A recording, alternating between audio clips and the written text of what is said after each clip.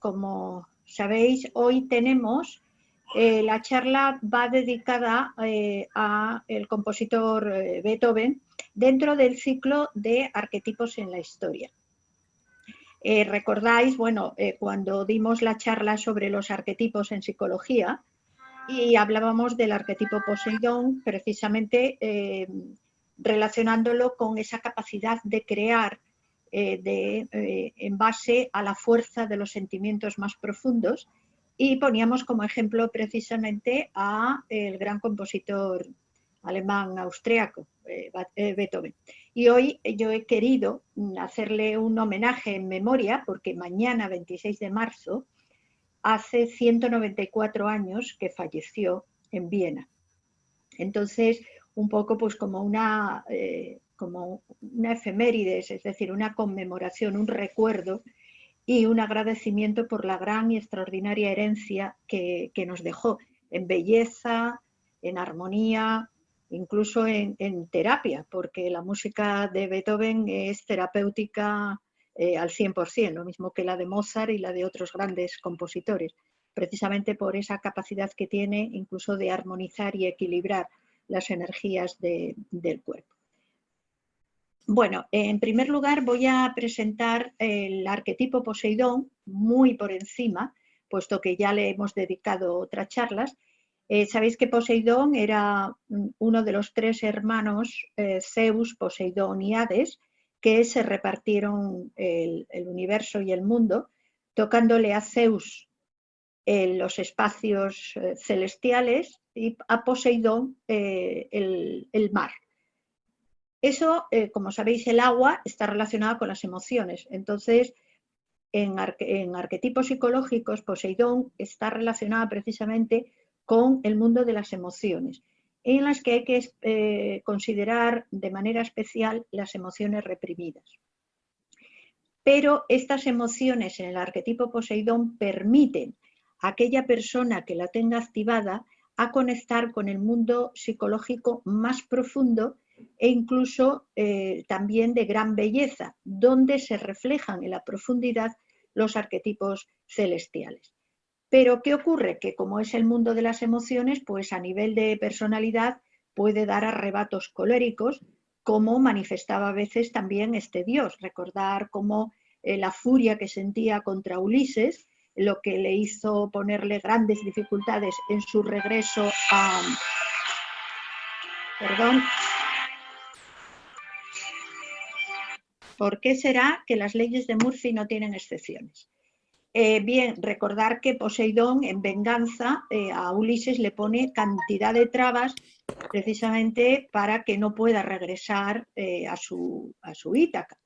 Y pues bueno, la característica en personalidad también es personas que si no canalizan bien estas emociones pueden ser vengativos, pueden tener arrebatos violentos, pero al mismo tiempo también tienen una capacidad extraordinaria de conectar con lo más profundo del inconsciente e incluso ser clarividentes.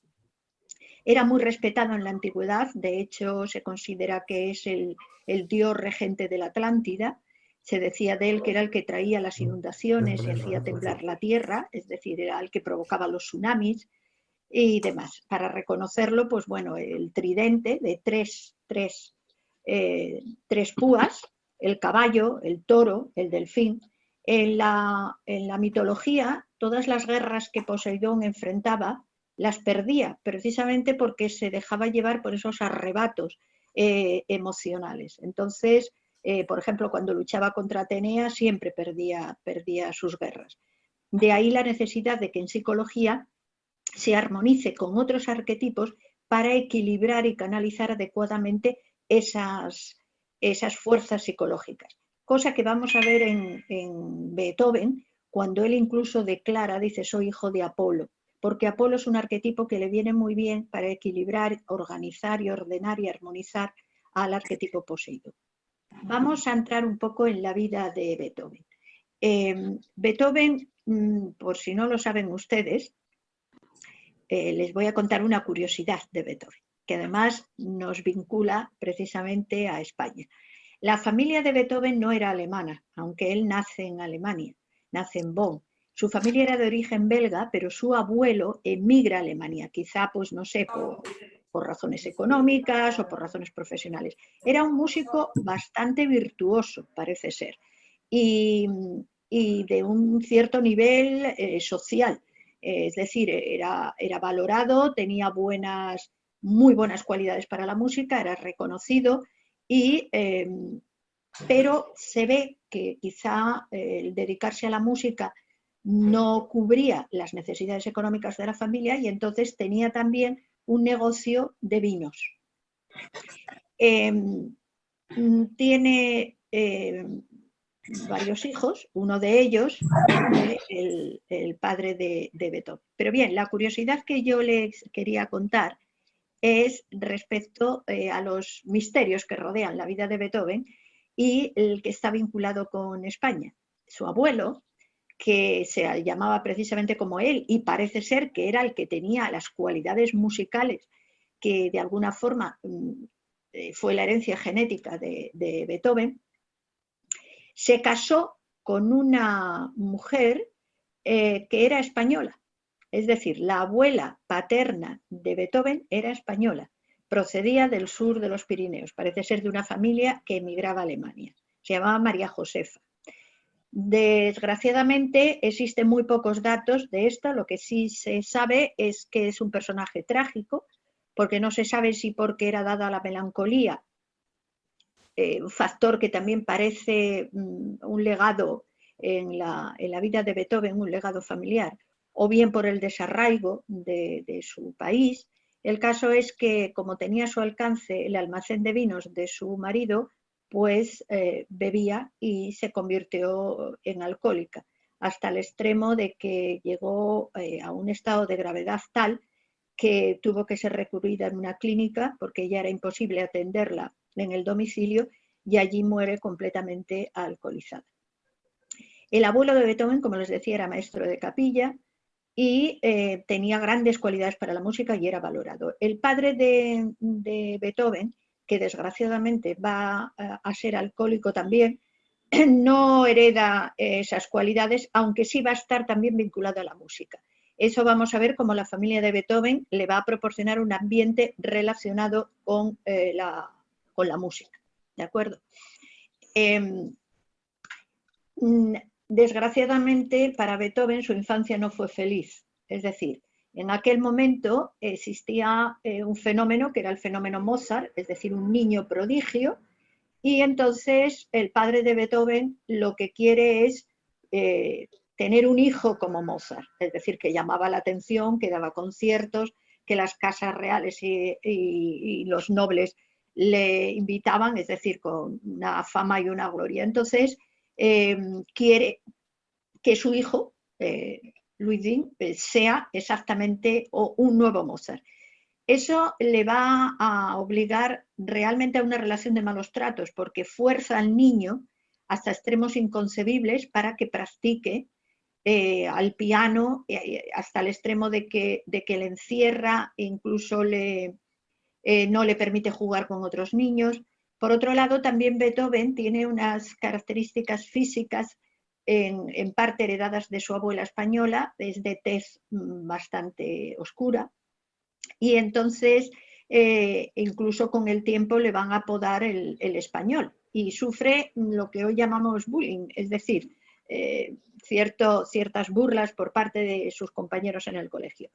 Incluso el padre a veces le levantaba por las noches para obligarle a tocar a sus amigos que llegaban a la casa, todos bien puestos de vino o de bebidas, y el pobre niño a veces se quedaba dormido en el colegio porque no le dejaba dormir. Afortunadamente en la vida de Beethoven van a ir apareciendo toda una serie de personajes que van a ser sus sponsors, es decir, van a reconocer los valores que tiene este niño, este chico, esa capacidad de captar, de improvisar, y le van a proteger e incluso le van a introducir en círculos sociales donde van a tener gran importancia las sociedades secretas de la época, como vamos a ver más adelante. Una de las características que va a aportar Beethoven a la historia de la música es que va a romper con ciertos moldes del clasicismo musical. Es como buen arquetipo Poseidón, tiene esa fuerza interior emocional que le hace estallar de alguna manera, es decir, encarna la fuerza arquetípica y la manifiesta con toda su fuerza y toda su intensidad, lo que hace que muchas veces en las relaciones de su vida pues la gente un poco le rechace precisamente por esa gran carga emocional. Por ejemplo, Goethe incluso le consideraba un poco salvaje, ¿no?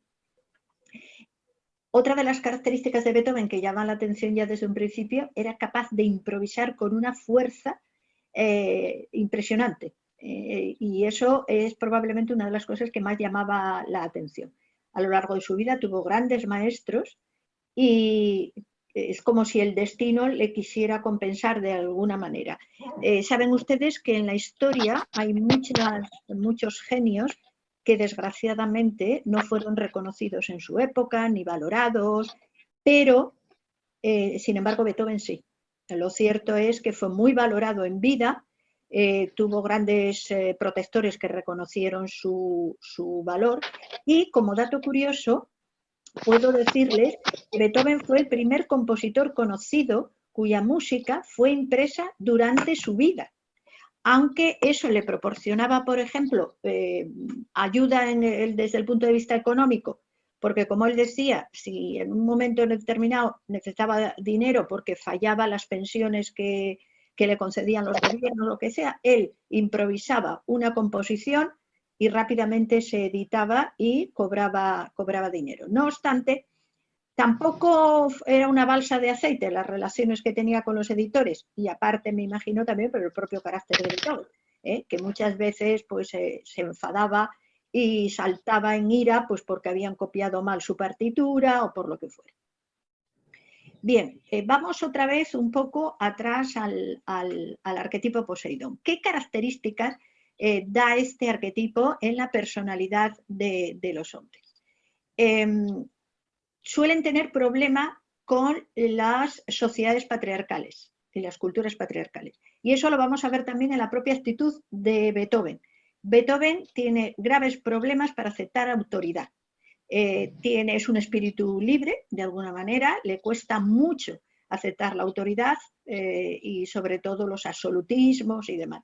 Conocerán todos la anécdota de su Sinfonía Heroica, que en un principio la dedicó a Napoleón Bonaparte, y luego cuando vio que Napoleón Bonaparte se coronaba como emperador de Europa y extendía sus alas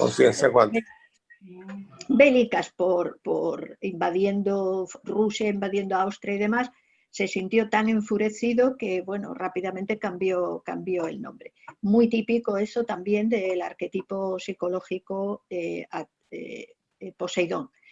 Y ahora bien, como les decía antes, ese arquetipo también proporciona la capacidad de penetrar en lo más profundo y bello del mundo y, por supuesto, del universo y de los reflejos arquetípicos del universo. Cuando tiene 17 años va a tener un golpe de suerte, puede liberarse un poco de la tiranía de su padre, y para entonces ya hay un aristócrata, el conde Ferdinand von Wallenstein, estos nombres en alemán, que ve las grandes cualidades que tiene este adolescente, y entonces le paga el viaje, incluso le orienta para que vaya a Viena, que en aquel momento era, como si dijéramos, la capital del mundo cultural y musical de la época. Y porque además él ve que es un muchacho muy introvertido. Beethoven va a tener grandes amigos a lo largo de su vida, pero sí es cierto que tiene problemas a veces de comunicación y de sociabilización. Es como tímido, introvertido. Pero este primer gran sponsor que tiene le va a ayudar también a ir desarrollando confianza en sí mismo. En este viaje a Viena, hay muchas leyendas, como de todos los personajes famosos, pues surgen leyendas de todo tipo. Vamos a ver cómo en el caso de Beethoven se acumulan las leyendas de todo tipo. Hay una de ellas que dice que tuvo un breve encuentro con Mozart en este viaje y que Mozart dijo de él, se recuerde en su nombre porque este muchacho va a dar que hablar al mundo. Claro, no sabemos si es verdad o no. Lo cierto es que ya dicho sobre la realidad, pues ya es muy fácil, ¿no? Eso es como adivinar algo que ya pasó o decir que se ha adivinado algo que ya pasó. La vida de Beethoven va a ser una continua presentación de pruebas. No va a tener ni un ápice, diría yo, de vida calma ni de vida tranquila. Empezando por las circunstancias sociales de la época histórica que le toca vivir, por sus problemas familiares que van a ser continuos, por sus problemas de salud que también van a ser continuos. Pero tiene aquí unos años de Viena, en esta adolescencia, o esta primera juventud, que puede dedicarse a la música y puede sentirse gratificado. Pero se acaba pronto. Recibe una carta de su padre diciendo que su madre, que estaba tuberculosa, está agonizando, por lo que le pide que regrese. Bien, aquí les voy a contar una anécdota, otra de las leyendas que se dicen, que quizá la hayan oído ustedes contar. Se cuenta que en un simposio médico se estaban planteando pues, los problemas de genética. Y entonces dijeron, tenemos un matrimonio que él es alcohólico y probablemente sifilítico, la esposa es tuberculosa, está embarazada, ¿aconsejarían ustedes el aborto? Y entonces dijeron, pues sí, por supuesto, porque el niño va a nacer con toda una serie de taras y de problemas. Dice, pues vaya, no habría nacido Beethoven. Beethoven es el ejemplo de los imperativos del destino. No va a ser la vida fácil para él, pero sin embargo él supo ser grande. Quizá porque su alma no tenía nada que ver con su cuerpo. Las pruebas que la vida pone muchas veces es precisamente para que al superarlas cada vez se eleve más arriba a nivel de la conciencia. La situación se agrava, la situación de la familia, porque el padre, al quedarse viudo, entra en depresión total y empieza a beber mucho más, pierde el trabajo, incluso es encarcelado, lo que va a obligar al joven Beethoven, que tiene apenas 18 años, a hacerse cargo de sus hermanos. Entonces, para ganar dinero, pues tiene que dar clases de piano. Él va a dar clases a lo largo de toda su vida, al margen de componer, y va a tener muy buenas relaciones con todos aquellos a los que les da clase. Incluso las clases, lógicamente, pertenecían a personas y alumnos de la alta sociedad cultural e incluso de la alta sociedad aristocrática. Bueno, finalmente su padre fallece y entonces el príncipe de Bonn ya le pide que vuelva a Viena, le paga el viaje, ya tiene un nuevo sponsor y Beethoven se traslada a Viena, donde ya va a residir definitivamente, aunque sí va a viajar. Vamos a ver cómo va a ir haciendo. Aquí tienen ustedes una galería. Espero que vean la pantalla bien. ¿La ven bien? Sí, sí. Vale, ok, muchas gracias. Sí. Viena y Austria se vuelca con Beethoven. Viena le acoge muy bien y aquí va a tener toda una serie de mecenas dentro de la aristocracia, varones, príncipes, condes, incluso hasta el archiduque Rodolfo de Austria, que, como les decía antes, fue uno de sus alumnos. Ellos se dan cuenta que realmente ahí hay un genio.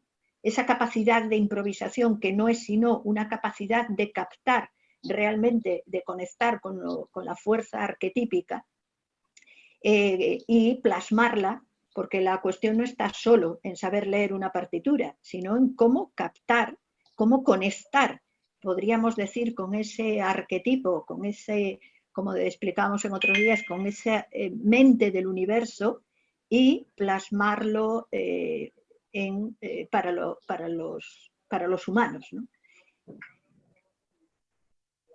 Entre los años 1795 y 1798, él va a dar numerosos conciertos, como les decía antes, es un personaje que va a tener grandes reconocimientos, que le van a admirar. Da conciertos por Viena, por Praga, por Dresden, Berlín, etc. E incluso llega a la corte de Federico Guillermo.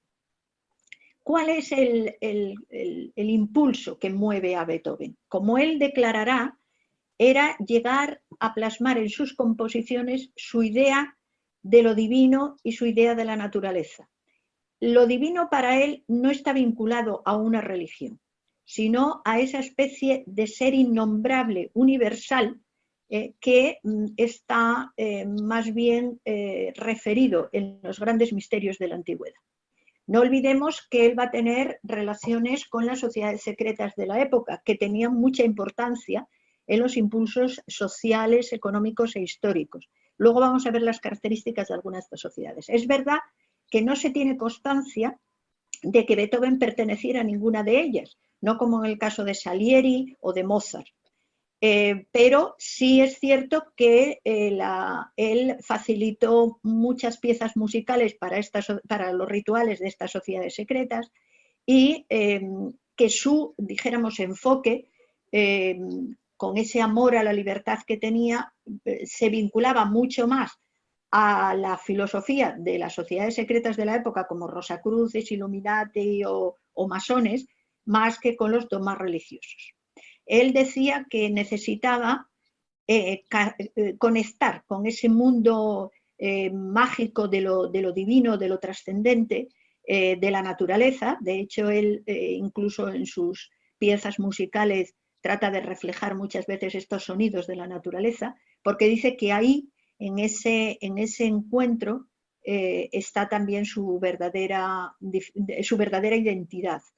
Y eso hace que toda su vida sea una manifestación de constancia, de perseverancia, de sacrificio, superando, como les decía, terribles dificultades, tanto desde el punto de vista familiar, desde el punto de vista social, desde el punto de vista de su propia salud y de su propia personalidad. La gente que le conocía decía que cuando estaba en esas conexiones con ese mundo arquetípico, era como que estaba desconectado, estaba en otro mundo, estaba en otro plano, es decir, era un rapto teofánico. Y dice que se molestaba mucho cuando estaba en una de estas fases que le llamaran o que algo interrumpiera ese éxtasis y lo obligara otra vez a bajar la conciencia a los planos de la vida cotidiana. Enfocando otra vez el arquetipo. Este arquetipo representa el mundo de las emociones, pero con el poder de penetrar en lo más profundo del reino psíquico. Recordamos.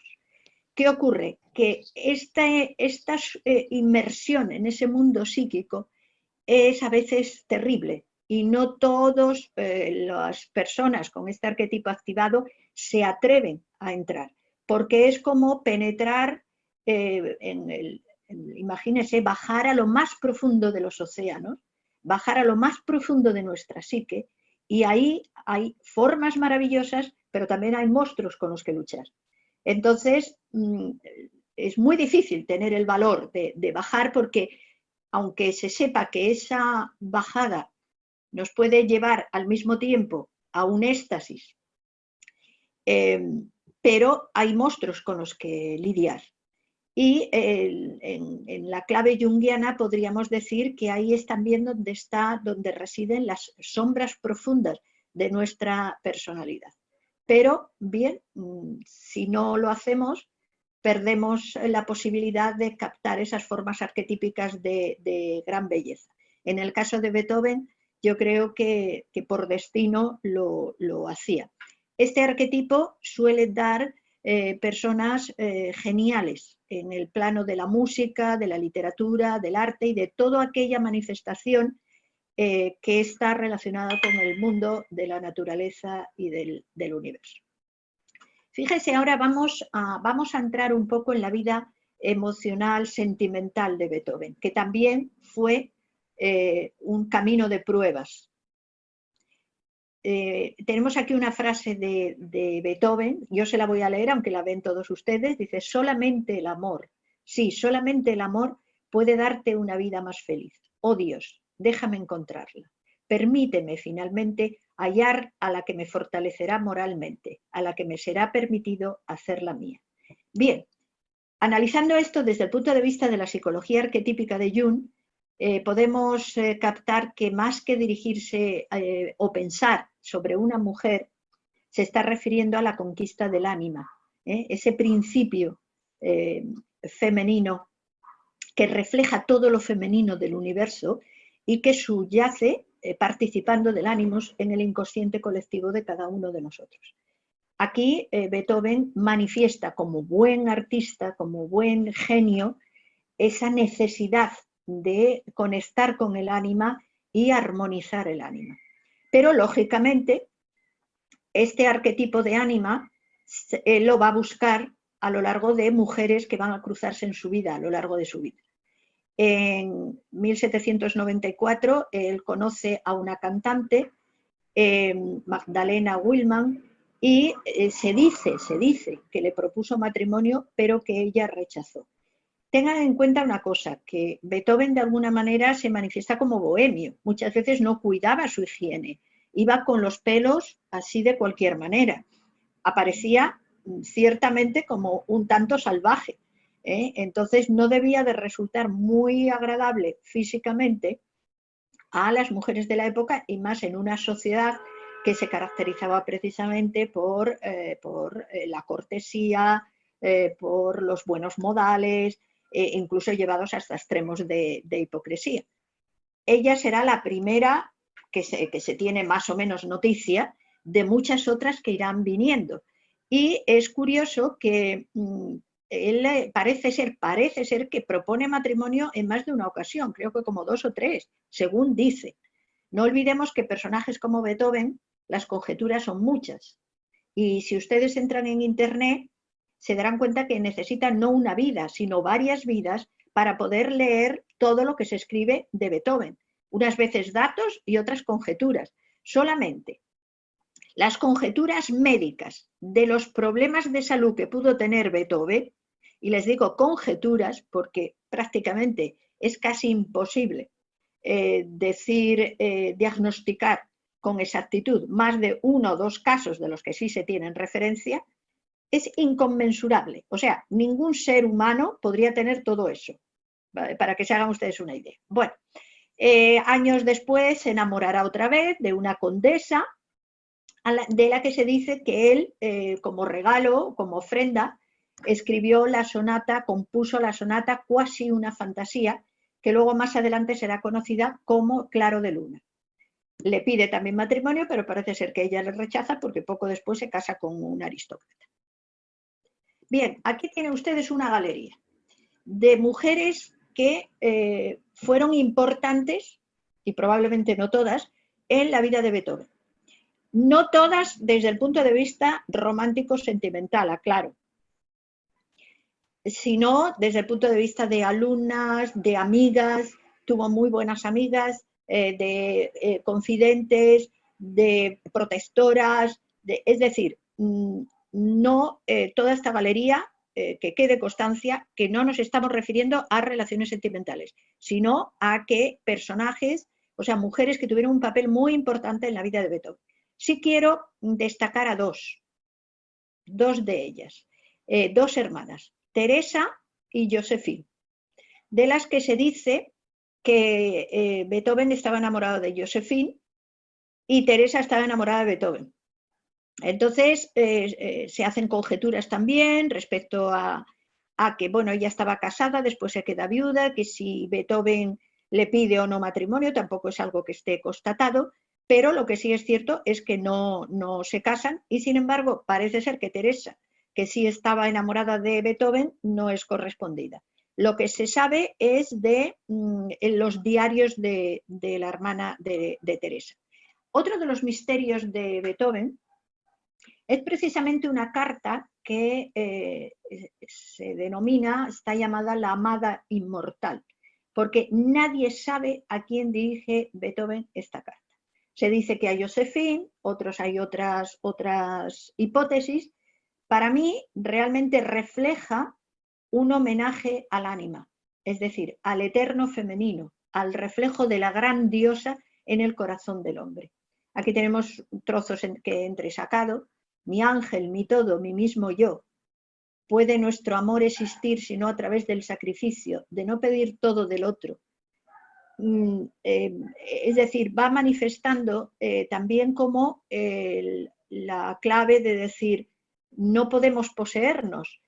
De alguna forma, el ánima y el ánimus plasmado en el mundo de las personalidades no se puede. Es decir, si yo como mujer busco encontrar la manifestación del ánimus en un hombre, yo no puedo enamorarme del ánimus en un hombre, porque el ánimus es un arquetipo y las personas, somos seres humanos. Podemos más o menos tener en nosotros esos arquetipos, porque todo manifestado los tiene, pero no soy el arquetipo encarnado.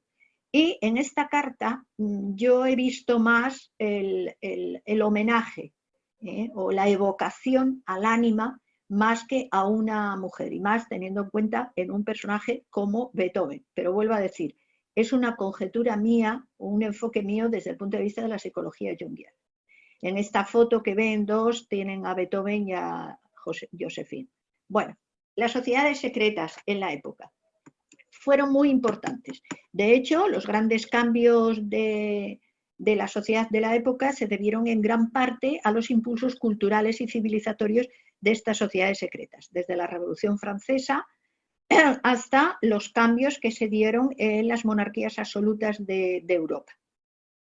Se sabe que Beethoven tuvo relación, vuelvo a decir, sin pertenecer, no hay constancia de que perteneciera a ninguna de ellas, pero sí tenía muy buenas relaciones con ellas, porque muchos de sus maestros pertenecían a estas sociedades secretas. De hecho, ese primer maestro que tuvo, que fue el primero que de alguna manera, Nietzsche, que de alguna forma ya empezó a reconocer a los valores que tenía Mozart, pertenecía a los Illuminati. Los Illuminati estaban promoviendo nuevas ideas en política, en literatura, en arte, en música, y fueron una positiva influencia en Beethoven, sobre todo en los principios éticos, el crecimiento personal, el idealismo, etc.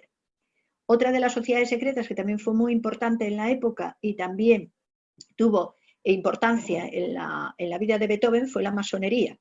Fue muy estimado y muy valorado por los dirigentes masónicos.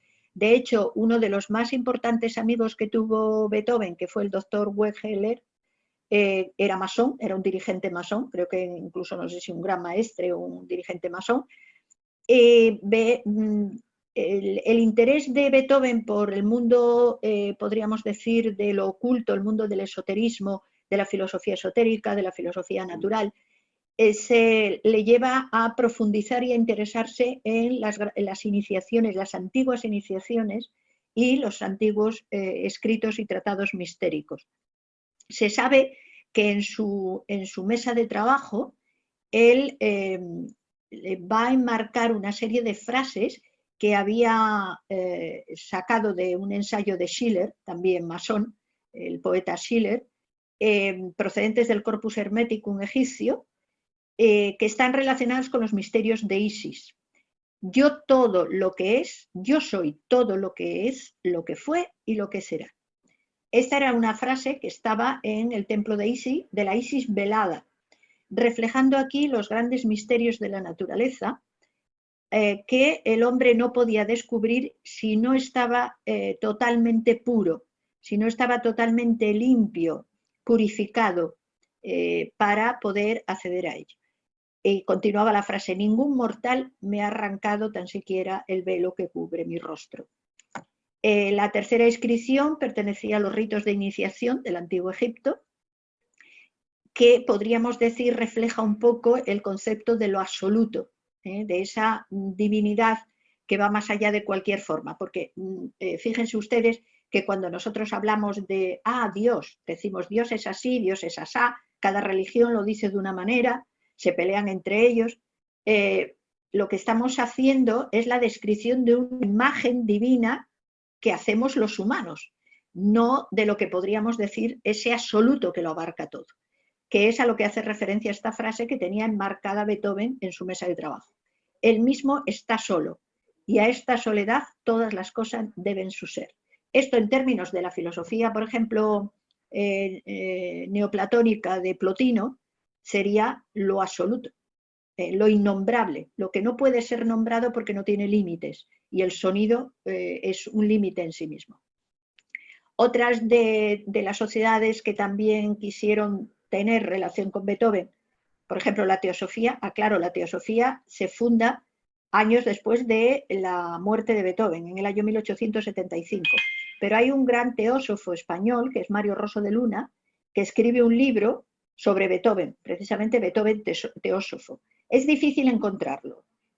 Pueden ustedes encontrarlo por internet en algunas librerías de antiguo, y les explico. En España es muy difícil, por no decir imposible, pero lo pueden encontrar en librerías de Estados Unidos y de Inglaterra muy fácilmente. En español, porque se escribió en español y lo pueden encontrar en español, pero en España es muy difícil encontrar. Bueno, vamos a ver que según van pasando los años, Beethoven va componiendo, va desenvolviéndose, se desenvuelve bien, porque de hecho cuando tiene problemas económicos es no relativamente difícil, porque compone y los editores se lo publican, gana dinero, tiene pensiones que le conceden los gobiernos, precisamente porque casi es un músico de cámara, es un músico oficial. Pero sin embargo él desde joven tiene problemas de salud. A finales del año 1797, él va a sufrir una enfermedad que no se sabe realmente cuál fue. Existen diferentes hipótesis, se dice que sí fue tifus, pero realmente no se sabe. Pero lo cierto es que le deja tocado, de alguna manera le deja tocado.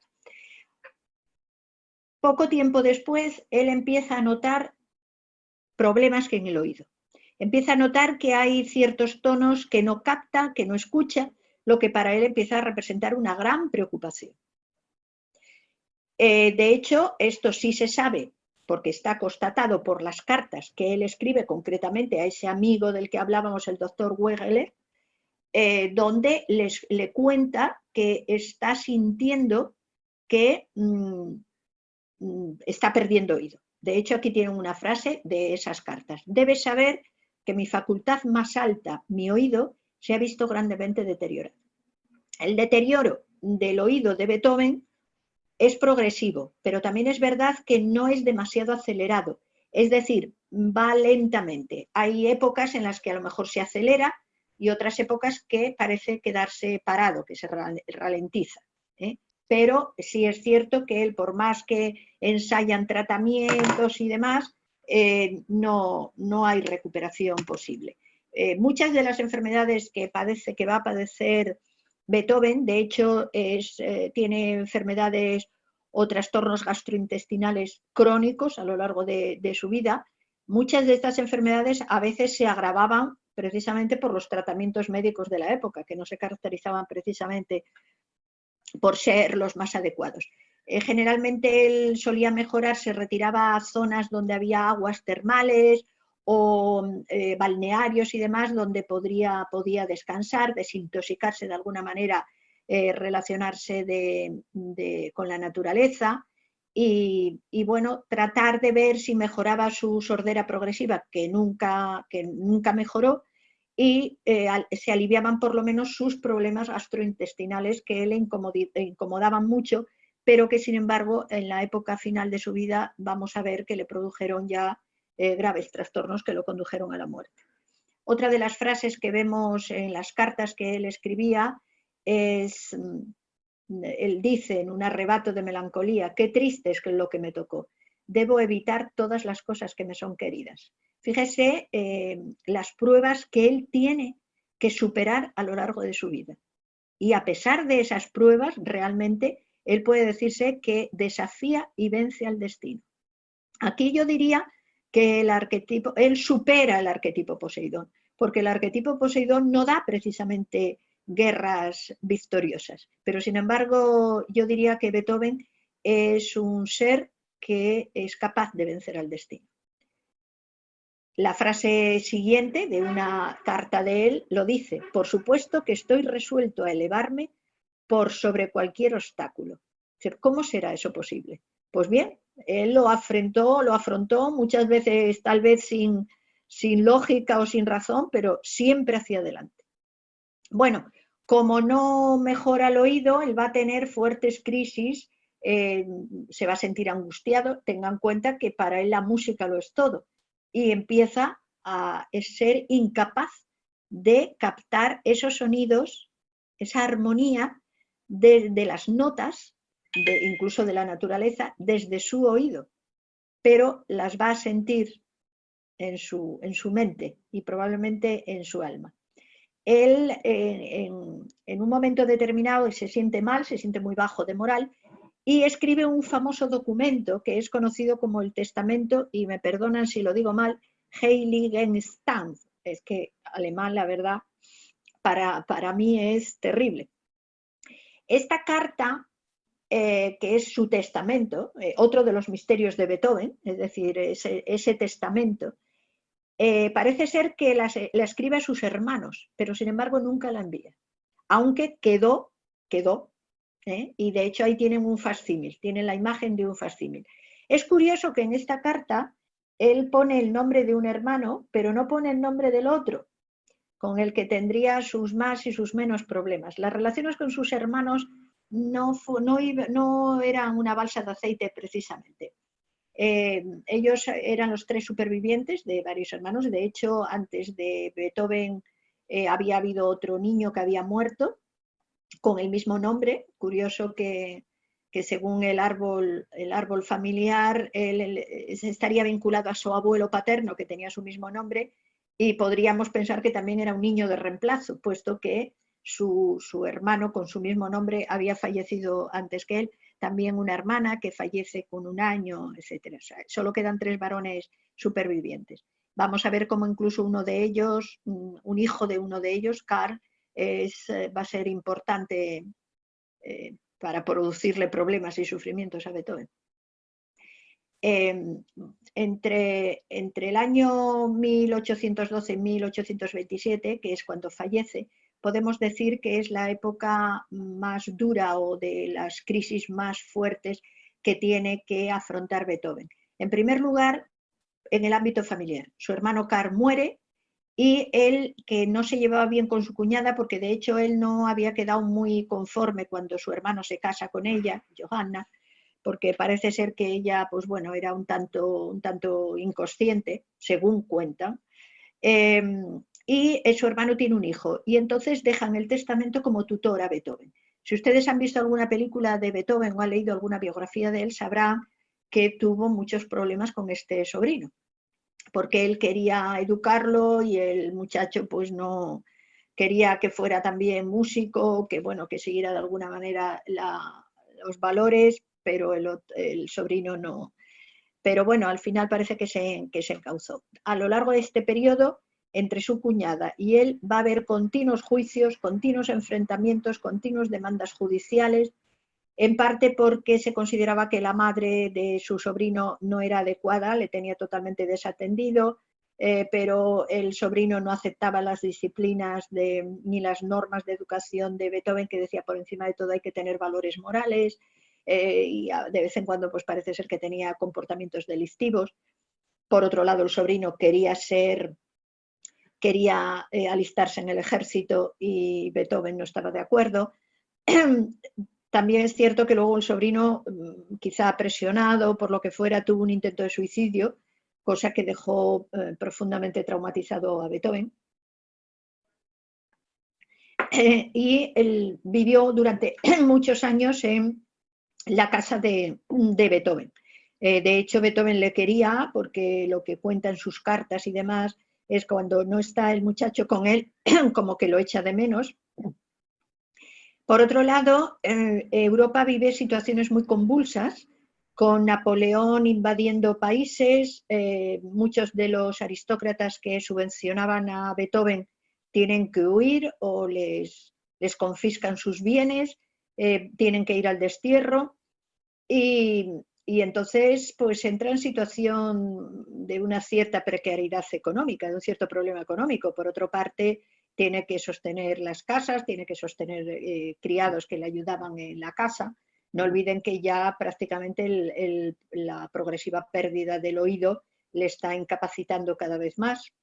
Él, por un lado, que había puesto esperanza en que hubiera un cambio radical de esa sociedad de esas absolutistas, ve que las cosas no cambian en la medida que él esperaba y sufre una profunda desilusión que en él se plasma, por un lado, casi en actitudes bipolares, por un lado en arrebatos de furia y por otro lado en crisis de profunda melancolía y desilusión. Por otro lado, también su salud no ayuda, sino que está cada vez empeorando.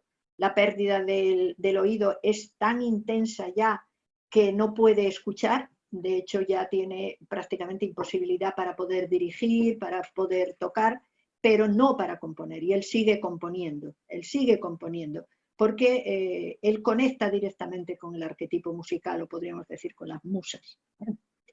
Por otro lado, los amigos, esos fieles amigos que Beethoven va a tener a lo largo de su vida y que le valora por precisamente sus grandes valores como ser humano, le van a ayudar mucho, incluso paliando estas dificultades que Beethoven tiene por su deficiencia, es decir, por un lado la pérdida de la salud progresiva también, los malestares permanentes, apenas puede comer, por otro lado bebe quizá demasiado, lo que empeora sus problemas gastrointestinales, pero le ayudan, la verdad es que tiene una gran ayuda.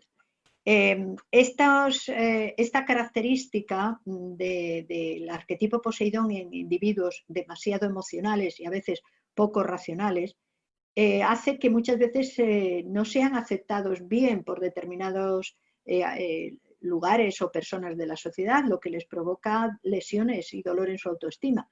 Vemos que Beethoven también hay momentos en que se siente dolorido porque no es rechazado o no es aceptado por determinadas personas importantes y probablemente no valora, pues, por el contrario, otros que le ayudan y que le apoyan. Sabemos que llega a conocer a Goethe y mantienen conversaciones, paseos, etcétera, pero no llega la cosa a profundizar demasiado porque Goethe considera, como les decía antes, a Beethoven un tanto salvaje. No cuadra quizá en su forma de, su manera de ser. El arquetipo Poseidón, si canaliza toda esa fuerza expresiva a través de un trabajo constante, a través de una creatividad a la que pone disciplina, constancia y perseverancia, llega a ser poseído de alguna manera en la clave positiva del arquetipo y conecta con esos planos superiores de conciencia que tan difícil nos es al género humano normal y corriente de desprendernos, dijéramos, de estas cadenas que nos limitan, como diría Platón, en el mundo de la caverna, y manifestarse como un verdadero genio, que es el caso que nos está ocupando. Hay arquetipos que le pueden ayudar, entre ellos, uno muy importante, el arquetipo Apolo, porque el arquetipo Apolo le va a proporcionar claridad para ver el camino, disciplina, armonía, orden y unidad, cosa que en el caso de Poseidón no se manifiesta. Si se equilibra con el arquetipo Apolo, realmente entonces es capaz de crear con gran belleza todo lo que se propone. En este caso sería música. En la clave del amor, el arquetipo Poseidón puede enamorarse intensamente, pero a veces esa intensidad es demasiado violenta.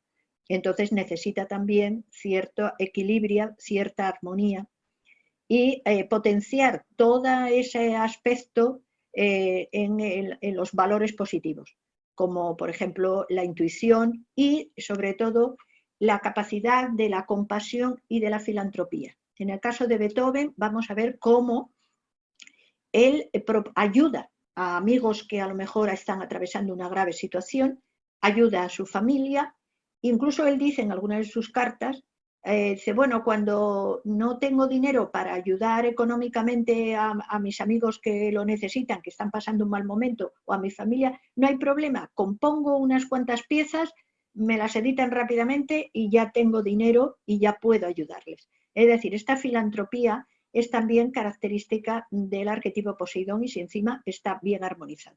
Pero también es verdad que el arquetipo Poseidón puede, por esa fuerza que a veces hace daño en lo emocional, puede hacer que los individuos tengan adicciones. Parece ser que en el caso de Beethoven sí bebía bastante, consumía alcohol bastante.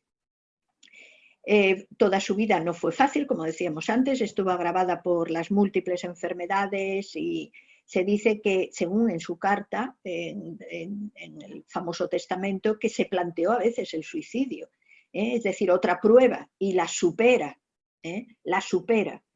Todos tenemos momentos de oscuridad en nuestra vida, de dolor, de sufrimiento, eso es normal. De la misma manera que en la naturaleza hay días de tormenta, hay días de lluvia, hay días de frío, bien, pero nos adaptamos, lo superamos, nos preparamos para ello. Pues Beethoven es un ejemplo de cómo trasciende también esta prueba de oscuridad psicológica a la que todos los problemas que le rodeaban le llevaban. A menudo se manifestaba irascible e impaciente, sobre todo cuando estaba en esa fase de conexión, como decíamos antes, con lo arquetípico y le interrumpía. A lo largo de su vida, sin embargo, tuvo amigos muy fieles que le ayudaron precisamente porque respetaban esa fortaleza que tenía de tirar adelante y recibió su ayuda en los momentos ya más duros de su vida, cuando tenía ya grandes limitaciones por salud, por minusvalía y demás, le ayudaban con todo lo que podía. La autoridad exenta de carisma era algo que despreciaba Beethoven. Podríamos decir que autoridad exenta de carisma, es decir, la autoridad es necesaria. Nosotros, si tenemos una enfermedad, queremos un médico que tenga autoridad en la disciplina que domina. Autoridad significa conocer sobre la temática en la que trabajamos y en la que somos profesionales. Pero la autoridad sin carisma quiere decir la pseudo-autoridad, es decir, la que se impone por la fuerza sin base, es decir, el dirigente que es inculto, el dirigente que es vicioso, el dirigente que es egoísta, el dirigente que es totalitario. Beethoven no lo soportaba. Y no soportaba que ese dirigente dominara una sociedad con grandes dificultades sociales y sobre todo que despreciara la cultura o que sentía que estaba incapacitado para gobernar. Eso hacía que muchas veces dijera cosas, incluso públicamente, que todavía al día de hoy no se sabe cómo la policía secreta no le detuvo, pero debía ser que estaba tan valorado, era tan respetado, o bien que decían, bueno, como está sordo, nunca le tocaron. Incluso se cuenta que le costaba aguantar a veces a la gente cuando manifestaba esa incultura o esa falta de educación. Si a lo mejor estaba dando un concierto y sentía que había gente que se ponía a hablar o que no le escuchaba, era capaz de parar y decir o dejan de hablar o no sigo. Bien, fíjense ustedes en esta fecha, en el año 1824, y él fallece en 1827. Luego tenemos un Beethoven que ya es prácticamente sordo, es decir, solo percibe poquísimas cosas, poquísimas cosas. Pues bien, en el año 1824 él estrena la Novena Sinfonía. Y encima de esa Novena Sinfonía hay una parte que tiene la letra del Himno a la Alegría del poeta Schiller, que es un canto a la alegría. 3 años antes de su muerte. Fíjense en qué condiciones de salud estaba ya Beethoven. Fue tan tremendo el éxito, tan tremendo, y aquí hay una escena que creo que está reflejada en una de las películas sobre la vida de Beethoven. Él, como estaba de espaldas al público, porque estaba mirando la partitura, pues no se da cuenta que el público se levanta de los asientos y empieza a aplaudir como loco, y una de las solistas de la orquesta se levanta, va hacia Beethoven, le da la vuelta para que vea el público, los grandes aplausos y bueno, el teatro se venía abajo. Pero desgraciadamente, si bien el éxito fue tremendo, parece que desde el punto de vista de la recaudación económica fue más un fiasco que otra cosa, lo que hizo que Beethoven dudara incluso de que hubiera habido una buena administración del importe que se había ganado, se enfadó incluso con algunos de sus amigos y de los empresarios. Bueno, aquí tienen un reflejo, ya voy a ir abreviando porque es tarde ya y me van ustedes a odiar, de todas las composiciones de Beethoven. Otro de los misterios se refiere a las sinfonías. Nosotros tenemos constancia de que hay 9 sinfonías. Se cuenta, se dice que estaba componiendo la 10ª cuando falleció, pero lo cierto es que no se ha encontrado nada al respecto. A lo mejor cualquier día aparecen algunas notas de la 10ª sinfonía de Beethoven. Esto daría para un psicotriller. Por otro lado, otro de los misterios es la única ópera que escribió, Fidelio, o del amor conyugal. Y bueno, fue un gigante. No puede decirse que fue un ser humano normal y corriente. Bueno, la música de Beethoven, yo diría es inmortal, por lo pronto ha llegado a nuestros días, se ha utilizado en cientos de películas. Yo aquí les recomiendo 2 películas que usan música de Beethoven. Hay muchas, hay más de 200, pero yo les recomiendo 2 por lo interesantes que son y porque están vinculadas a nuestra asociación de arquetipos de Jung. Es la película El día que Nietzsche lloró, y bueno, Fantasía, porque Fantasía es un clásico de la pieza esa de la 5ª sinfonía de Beethoven. Y luego, sobre la vida de Beethoven, ahí tienen las 2, se han hecho más, pero podríamos decir las 2 más recientes de la gran pantalla, que es La amada inmortal con Gary Oldman y Copiando a Beethoven, que es de Ed Harris, que recientemente ha sido pasada varias veces por televisión. Pueden ustedes buscarlas por YouTube si quieren y vuelvo a decir, son películas. Y la vida de Beethoven puede ser que un 40% la sepamos y un 60% son conjeturas, ¿de acuerdo? O interpretaciones desde nuestro momento histórico, su vida. Así que habrá que mirarla con esa objetividad filosófica. Bueno, la tarde del 26 de marzo de 1827 fallece Ludwig Beethoven. Los últimos tiempos ya está muy enfermo, hasta el extremo de que, bueno, tiene como hidropesía, se llena el abdomen de líquido, se lo tienen que sacar y probablemente la pomada que le ponen para evitar infecciones, pues tenía alto contenido en plomo y probablemente le iba envenenando, aparte de otra serie de enfermedades, enfriamientos, resfriados, gripes, etcétera, lo que va agravando su todo. O sea, realmente él parece que fallece de un fallo sistémico. Cuenta Ansel Hattenbrenner, que era un fiel amigo que estuvo con él hasta el último momento, que él manifestó como diciendo esto ya se ha acabado, levantó el puño, vuelvo a hablar de la guerra frente al destino, y lo dejó caer y cerró los ojos. Dice que el amigo le puso la mano en el pecho y ya sintió que el corazón había dejado de latir. Justo en ese momento cuenta este testigo que hubo un violento trueno, o sea, un relámpago que inundó de luz la habitación seguido de un violento trueno. Encontramos aquí, como en el caso de Jung también, ese fenómeno que sucede en el momento en que fallece, como si de alguna manera se rompiera un velo que vincula un mundo con el otro. Entonces, un estallido de luz, un ruido, que es como el desgarrar de unos planos que permiten el paso de una grandiosa alma de este plano al otro plano. Tenía 56 años. Nos parece muy joven, pero tengan en cuenta que en aquella época no se vivía como hasta ahora. En el propio lecho de muerte se le toma la máscara mortuoria y se le viste, o sea, se le amortaja, poniéndole una corona de rosas blancas en su cabeza y en las manos una cruz de cera y un lirio. Y aquí tienen ustedes la nota necrológica del comunicado. Fue todo, como se dan cuenta, toda una super noticia.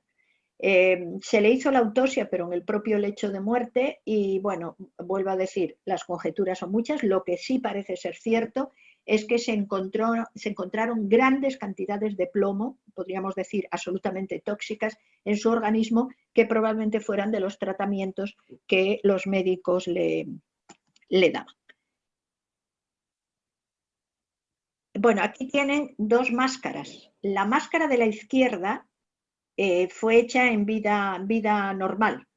La máscara del centro es la máscara mortuoria. Como ven, el deterioro del rostro. En una el rostro se ve lleno y en el otro ya se ve absolutamente consumido.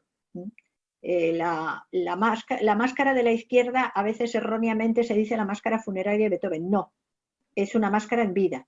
La que es máscara funeraria es la que está en el centro.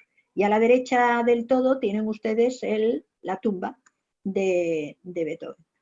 He puesto para que se despida de nosotros una frase que podría ser realmente también un mantra para cada uno de nosotros. Oh Dios, dame fuerza para conquistarme a mí mismo. Y ven un cuadro que refleja el funeral de Beethoven. Fue multitudinario, o sea, fue todo un acontecimiento, cerrando así realmente un ciclo de vida en el que podríamos decir que Beethoven fue reconocido. A pesar de las grandes dificultades, fue como si el destino hubiera querido compensarlo también con un reconocimiento y agradecimiento por la sociedad que le rodeó. Y, por supuesto, yo me uno a ese agradecimiento y a ese reconocimiento por habernos dado la herencia que nos dio y que nos permite conectar realmente con ese mundo arquetípico en la armonía de los sonidos.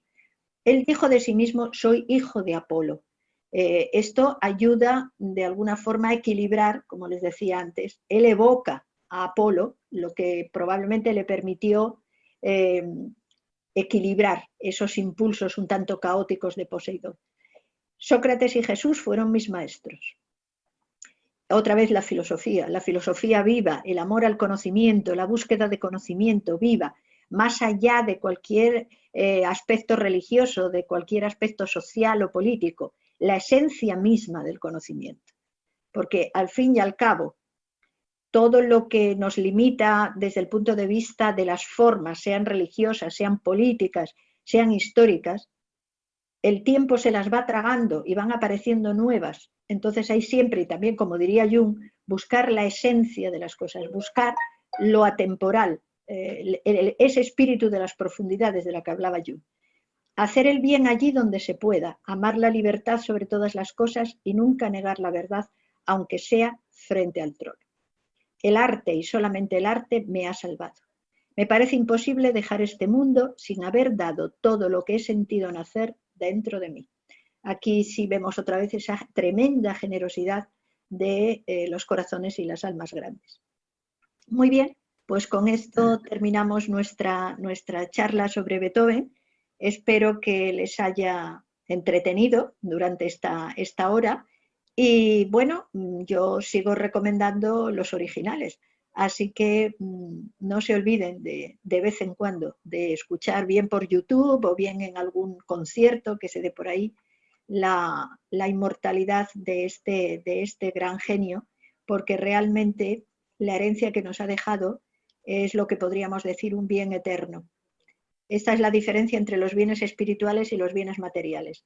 Si todos los que estamos en esta sala estuviéramos reunidos en una sala y alguien nos proporcionara una tarta, la dividiríamos, pues pongamos, en 10 partes, cada uno se come la suya y la tarta desaparece. Ahora imagínense ustedes que nos ponen una sinfonía de Beethoven. La escuchamos todos totalmente, no escuchamos una parte como el caso de la tarta, escuchamos la sinfonía totalmente. Si viene más gente, puede seguir escuchando la sinfonía en su totalidad. Y cuando acaba, se puede volver a escuchar. En cualquier otro día, en cualquier otro momento podemos. Esa es la diferencia entre aquello que pertenece al espíritu de los tiempos y lo que pertenece al espíritu de las profundidades, utilizando expresiones de Carl Jung. Pues muchísimas gracias por su presencia, por su asistencia. Disculpen si me he alargado demasiado, pero como comprenderán, una vida tan intensa es muy difícil comprimirla en una hora. Y bueno, esperamos seguir contando con su presencia en nuestras próximas actividades. Muchas gracias. Muchas gracias, María Jesús. Ha sido extraordinario los momentos que nos has dedicado, nos has llevado, nos has transmitido y nos has salido de lo cotidiano y nos has llevado a la vida de Beethoven y prácticamente estamos como si estuviéramos allí. Así que esto lo grabaremos y ahora ya si alguien quiere hacer un comentario, los micrófonos los podéis abrir, porque nunca han estado cerrados, solamente lo habéis cerrado ustedes amablemente. Puede participar, incluso me imagino que será algún nieto de Leo o alguien que está por ahí deseando también participar en la música. Habla Juan. Bueno, gracias. Realmente me deleité con tremenda exposición y bueno, mira, darte las gracias primero a Carlos por la invitación y gracias por haberme invitado, pues haber disfrutado. Excelente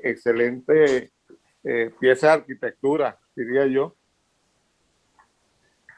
Teníamos reservado esta invitación, tenemos varios grupos y varios colectivos, pero este era un poco uno de los más propios y privados que tenemos en la asociación nuestra, y al frente está nuestra maravillosa secretaria de la Asociación de Amigos de Blockchain, que pertenece también a una serie de asociaciones, es una experta en los arquetipos de Jung, y de vez en cuando tenemos la suerte de que nos regala una tarde como esta, y lo pasamos tan bien que nos saca un poco de la cotidianidad y nos lleva a los caminos donde su cultura y su conocimiento tanto ha desarrollado. Así que muchas gracias. José, quería decir algo, acaba de llegar al grupo. Bueno, ante todo quería agradecer a María su exposición.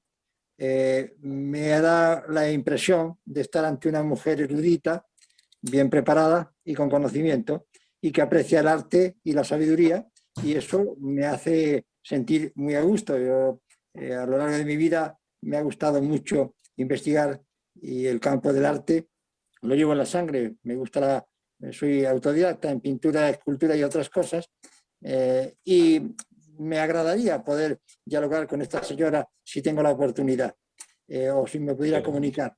Estoy a su disposición, si me lo permite en alguna ocasión, y he estado disfrutando mucho de esta conferencia. Gracias, José. Te pasaré la comunicación para cuando tenga un ratito María Jesús, también te pueda comunicar en privado las muchas inquietudes que ambos tenéis sobre la cultura y la mucha cantidad de coincidencias que tenéis. Nos despedimos para los demás, gracias a Nerea y a todos los que han estado aquí presentes, a José, a Alexia, a Jacqueline, Leo y su familia maravillosa en la provincia de Sevilla. Aquí no podemos ir a ver porque estamos confinados en la provincia de Málaga. Y Lidia y a MJ, que no sé exactamente quién es, pero bueno, seguro que será alguien de la asociación. Gracias a todos, nos despedimos y nos veremos en la próxima. Maravilloso. Gracias, adiós. Gracias, muchas gracias. Hasta luego. Gracias. Gracias a vosotros.